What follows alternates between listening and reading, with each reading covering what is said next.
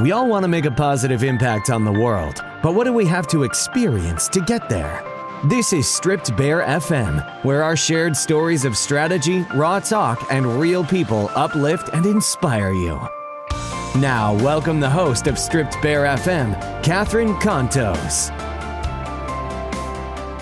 Hello everyone, how do you crush devastating cancer diagnosis in your 20s and show cancer who's in charge? Today on Strip Bare FM, we are privileged to speak to Zohaib Aziz, at the age of 25, president of Canada's #1 recruitment agency, Simplex HR, located in Toronto, Canada, and he's the co-host of It's Simple podcast. Let's take a moment right here to share my book, Soul Shaker, A Whirlwind Awakening. It is a book that will tell you about my personal struggles on divorce, losing a business, all while having cancer, and how I use those experiences to catapult me to my optimal life and business. If you want to know how I did it, you can order it via my website, catherinecontos.com. Now back to our guest. Welcome, Zohaib. Are you ready for some raw talk? Yes, I am. And thank you so much, Catherine, for having me today. I'm excited to sort of tell my journey, tell my story, and hopefully it inspires other younger people that are, experienced any hardships in their lives. I know you will inspire many. Zohaib, you were dealt a tragic blow at a very young age, just when you were about to explore life. Tell us a little bit about you before life threw you this curveball.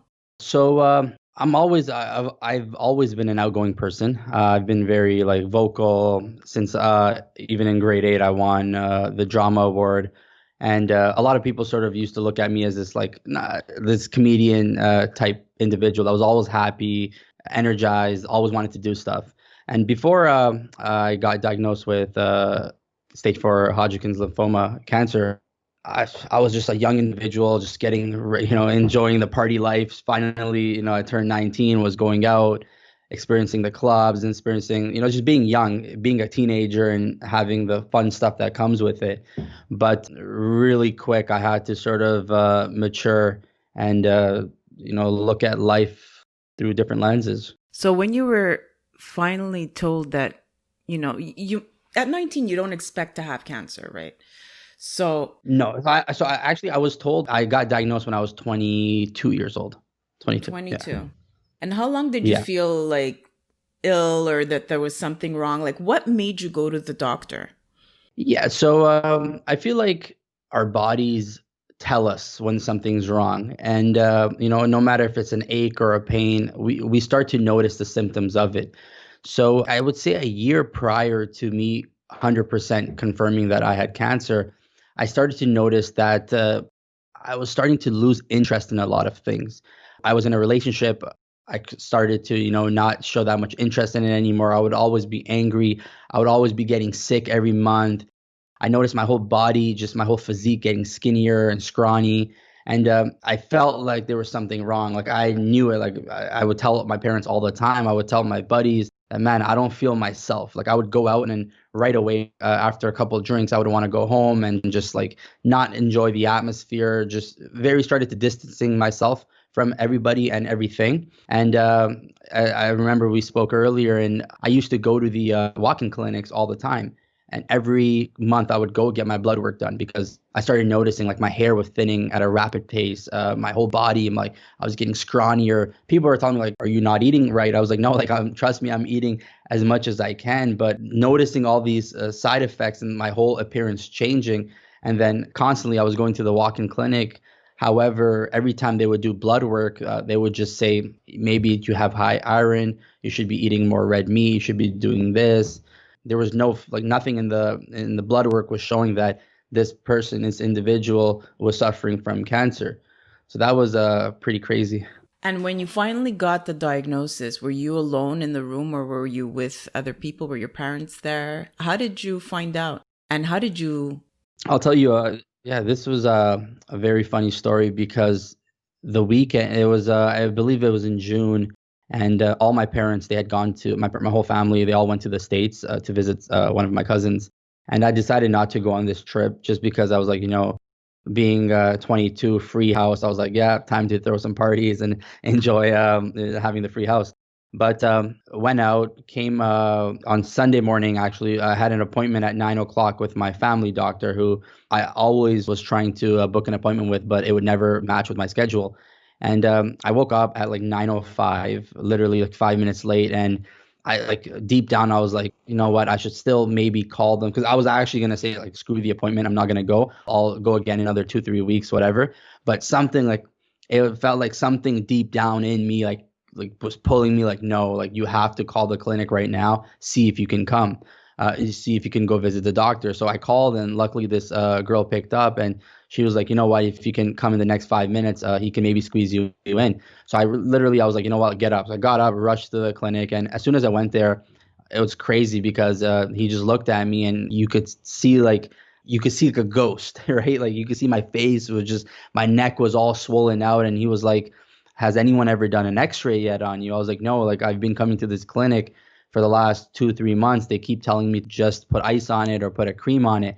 So that right away, he did an x-ray, and I went home, whatever. So the next morning I was at work, and I was sitting next to my brother, and I received like 5 missed calls from a private number. I don't answer private numbers because I don't know who it really, it's always telemarketers and what. So I listened to a voicemail, and it was left by my family doctor, and he was like, "Hey, this is very urgent. We found," he got right to the point. There was no like ease it in. He's like, "Hey, we found something in your lungs, multiple spots, and I need you to come see me right away. This is very urgent." So imagine hearing that at 22 years old, and then when you try to call back the clinic, nobody's able to help you because they're like, we don't know anything about this voicemail.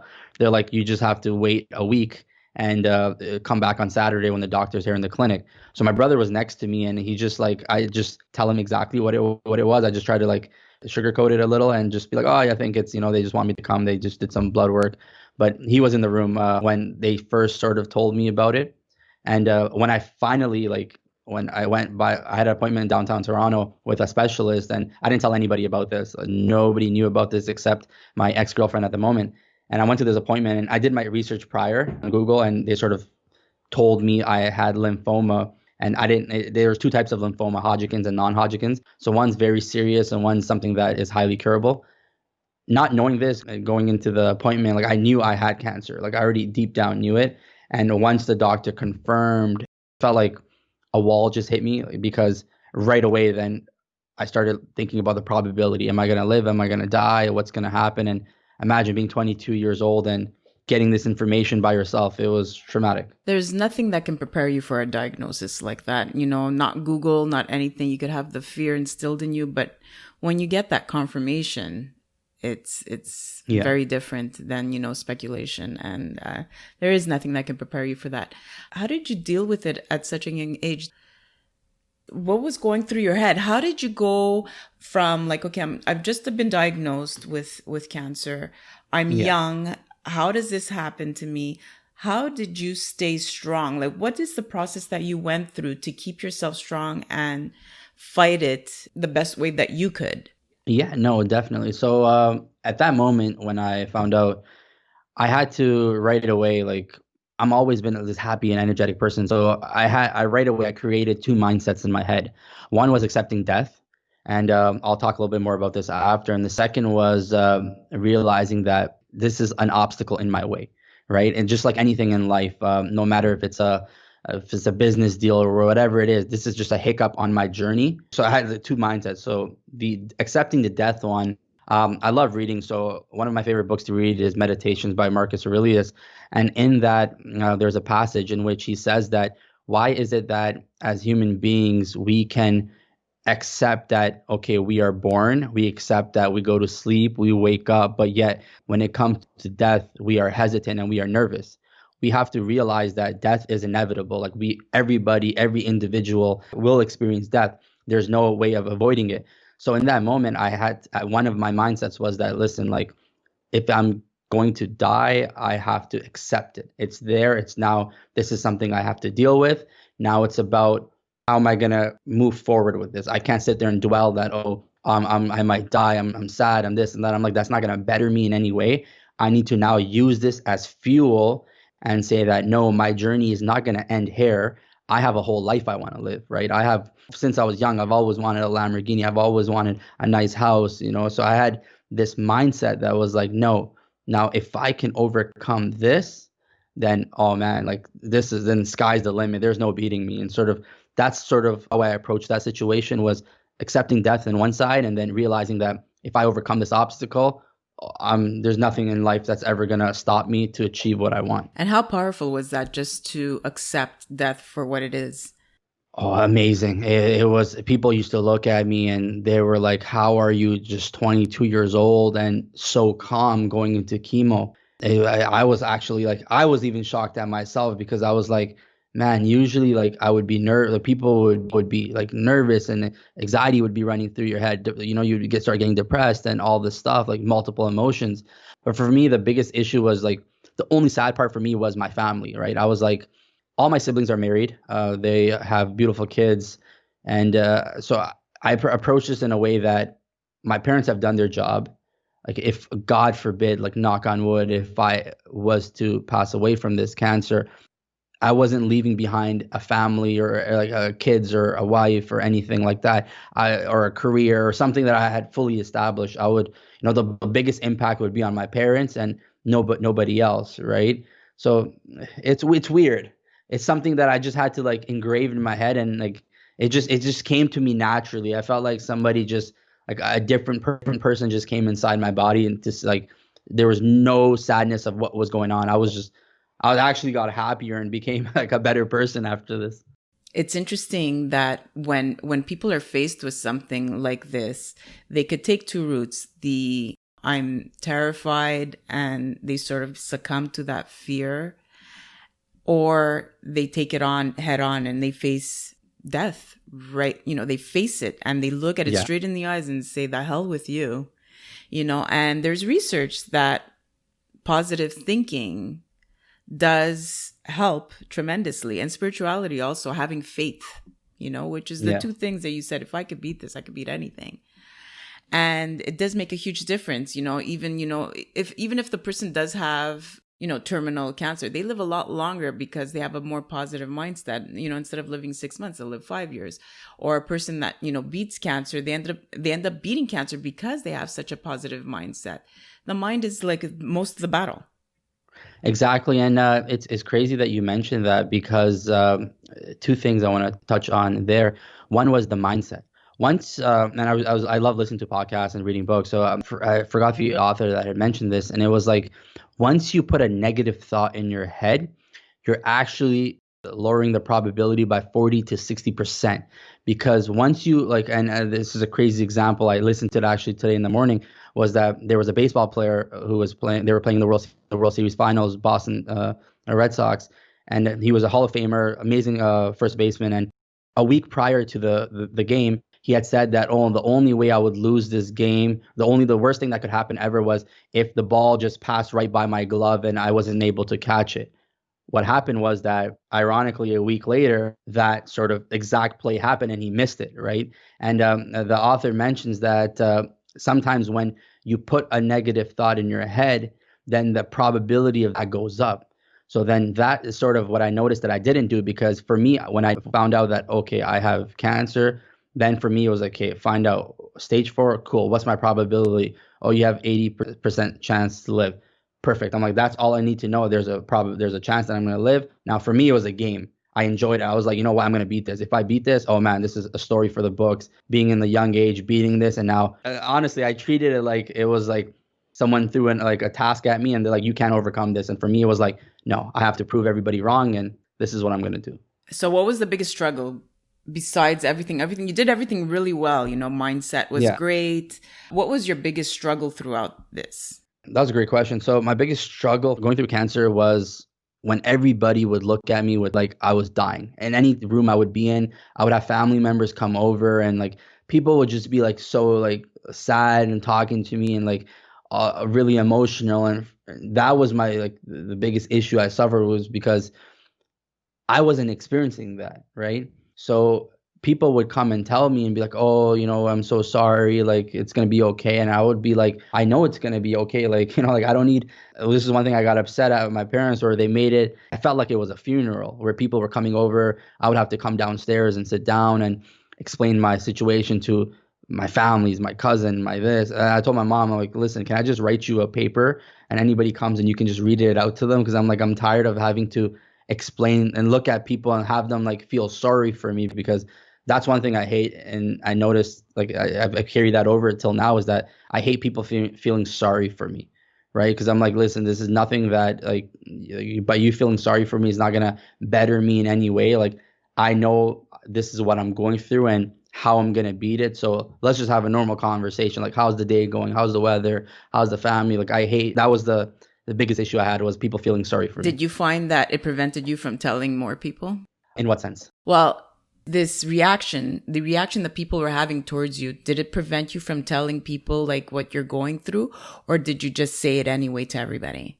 Yeah, no, it did. So I didn't tell like nobody, all my friends, like as I said, like I was a very active person. I didn't want anybody to know. It wasn't that it prevented me in any way. I just didn't want people to know, just because I was like, you know what, it's something that I'm gonna deal with. Because what happens once, I feel, is once you tell people you're suffering from something, then all these, like, everyone starts treating you differently. And I hate to be an outcast. I hate to be somebody that everyone looks at differently, like, oh, we're gonna do this, but are you able to do this or no? I was like, no, like I'm fully good. Like I used to still come to work. A funny story, right after my chemo, the second or third day, I literally got up and my dad was like, what are you doing? I'm like, I'm going to work. He's like, no, you're not. I'm like, listen, like I am not sitting in this room anymore. Like it's dark, it's boring, like I'm tired, I'm exhausted, like I'm wasting my life away. I'm like, I want to go to work. I literally got up, dressed up, went to work, sweating. Like, you and Catherine, I know you've experienced the chemo as well, where it's brutal the couple of days after, when you first go through it. So your whole body is sweating and you're adjusting to the medicine. I literally got up, I was like, nope, I'm going to work. So, and everyone will, like, I didn't want anybody knowing that this was happening, just because, as I said before, like I hate people feeling sorry for me. So and nothing prevented it. I just kept it away. I was like, no, I'm good. I'm like everyone else. Let's move on with life. So you went back to work and you worked throughout your entire treatment? Yes. There was not a single, only maybe the first couple of days after the chemo, but I never stopped working. I was going to meetings, interviews, you name it, every single little thing possible, going out for dinners. And so you still had a social life. You still went out. Were you ever like neutropenic? Were you ever in danger of getting an infection? Oh yeah, all the time. The doctor would tell me, do not ever, like after the first couple of days, like because your whole immune system is so weak, you have all your blood cells are basically wiped out. So they're like, stay home. And I was like, nope, I want to go to a funny story. After my first cycle, I was really craving sushi. And that's the last place you should ever go to when you're going through chemo. But I was like, no, I'm invincible. Nothing's going to happen to me. That was the mindset I had, right? And I went to a sushi restaurant, all you can eat. And literally the next day, blood infection, was hospitalized for 7 days. Literally, it was like how people are with COVID-19. Like whoever came into the room had to wear a mask, shield, full gown, everything. And I wasn't allowed to leave the room for 7 days. So, but I still resumed my social life. Like the only thing was my appearance changed. People used to like look at me like, oh man, like, are you good? But for me, deep down, I was like, oh, I'm like, nothing's wrong. I'm just, just going through, I just basically have no hair, no eyebrow hair, nothing. I'm like everyone else, just my appearance changed. Right. Deep down, did not change. How did this experience change your outlook in life? It made me realize that this thing that we call life, it can be taken from us at any moment, and that we have one chance and we need to give it our all, right? Why are we wasting time sleeping in? Why are we not focusing on our careers at a young age? Why are we just thinking that, oh, you know what, when we're 26, 27, we'll settle down, we'll find a better job. When we're in our 30s, you know what, we'll decide to get married, we'll have kids.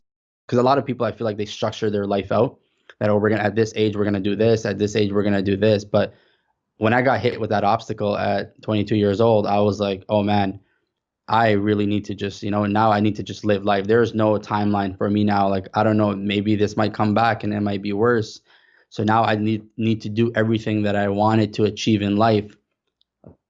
Like it's funny because I try to put it in a way where I'm like, I need to achieve everything that I want to achieve in my full life within the next 10 years. Now, having that mindset allowed me to sort of sell in the business world and build my brand up. And, like I wake up at 5:30 every single morning. I have a routine, meditate, journal, all this stuff, which is a lot of people at my age won't be doing that, right? People are more comfortable with sleeping in. And even when the weekends come in, I'm up at 6 a.m., 7 a.m. in the morning. I'll get an extra maybe hour of sleep. But for me, it's like, I need to just go, go, go, go, go, because I never know when it's going to come back and I won't be able to do or experience the stuff that I want to experience in life. And when did you decide to start your own business? How soon after your diagnosis? Yeah, so it was about a year after I opened my own HR company. So prior to that, I was working with my brother and I was deeply involved in that for about 3 years. And after my chemo, I finished, everything was good. I decided that, it's a good time for me. Like, I have the energy and I have the leadership skills. I have the qualities needed to be a business owner, to be an entrepreneur. So I was like, why am I going to waste it and wait till I'm older to maybe open my own business? I was like, I want to take advantage of this right now. And this is what I'm going to do. So it was about a year after I opened Simplex HR. So you were 20 or 21? 23 turning 24. Okay, so you're 23 and now, so it's been 2 years and, from what I understand, you're big. Yeah. Your business is booming. Yeah, thank God. It's surprisingly, like, it's a lot of people that have been in the industry for a long time look at me like, oh man, like, what are you doing differently? And I tell everyone it's just the hunger and the drive in me, right? Where I see everything as like, there's no obstacle that can come in my way or nothing that I see as being that difficult to what I actually experienced. And I feel like me and you can connect on that as well. Like, how did you feel after when you finished your chemo? Did you have that state, like the energetic drive? Yeah, I had a completely different perspective in life and it was and to this day, it's very purpose driven. So anything I do, Yeah, it's purposeful. It's not just to waste time. It's not just to, I will not spend 5 minutes on something I don't love doing. Right? exactly. And I love how you mentioned purpose, because for me, like, then I felt like now being given a second chance at life, there's a purpose. There's something that, 'cause I love my faith as well. So I was like, there's a purpose. I think that God gave me a second chance, and that might be to maybe help people find their careers and find their jobs, because I actually really love doing this. And the biggest satisfaction I get is helping individuals find a job that are struggling, that are not being given the opportunity anywhere else. And how many people are you servicing today? I have well over 300 workers that go to various companies. Yeah, so it's growing. It's still small. I want to have thousands, right? My goal is within the next 3 to 4 years to have at least 10,000 individuals that are working at various facilities across not just GTA but across Canada. That's sort of my vision right now for Simplex HR. Amazing. So, Zohaib, I know my listeners will love to know even more about you and your strategies on how you made it through all this adversity, the challenges of cancer, right to success. So let's take a quick peek and fast track through some questions. Okay, are you ready? Yeah, definitely. What is the one thing you are most excited about today? The one thing I'm most excited about is my health. I'm excited to be literally standing happy. Like, I feel good. I feel like I'm been the best I've ever been since I can remember. And, just, I feel like that's it. Like, just, I'm happy. I'm grateful that I'm given the opportunity to, have my full health and just be me, be a, young. Great. Share with us your one personal habit that makes you successful and keeps you inspired every day. The one habit I do now is, wake up in the morning, wake up as early as you possibly can, because what I feel is that habit allows me to be like, in the morning, a lot of people sleep until 9, but now when you wake up at 5 a.m. in the morning, you have at least 3-4 hours of your day where you can fit all your morning tasks. So now come 9 o'clock, you have you're done all your morning routine, you're done your you're journaling, you're meditating, you're walking your dog, working out. So now come 9 o'clock, you're ready to go where everyone else is just waking up and getting their morning ready, and your mind's already working and you're already one step ahead of everybody else. So I feel like that's helped me a lot. What time do you go to sleep if you're waking up at 5? It depends. If I have a lot of work that I'm built up, then sometimes it might go till 1 o'clock. But usually I'm trying to sleep by 11 o'clock, be in bed, and then get off my phone and go to sleep. It's hard, but Yeah, it's not easy. And do you have the same routine on the weekends as well?